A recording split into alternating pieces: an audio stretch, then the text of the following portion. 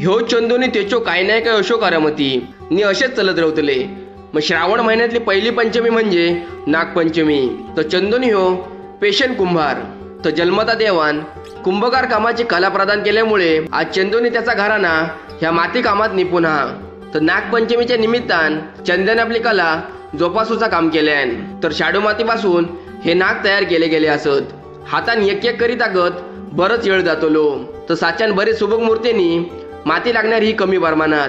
तर 150 ते 200 नग बारकेवाईज फुटभर कमी असे नग काढल्यानी मग म्हटला खेपेन सगळे व्हिडिओ टाकूया। साधारण नागोबा हळकले तसे चंद्यान सोपेतो मारून अगदी बसाक लॉडली नावून हाताबरोबर पिवळ्या रंगाची शेड मारून घेतल्यान। मग त्याच्यावर ऑरेंज स्टेनर शेड मारल्यानी मग आता बारी इली ती नागांका रंगरूप देवची।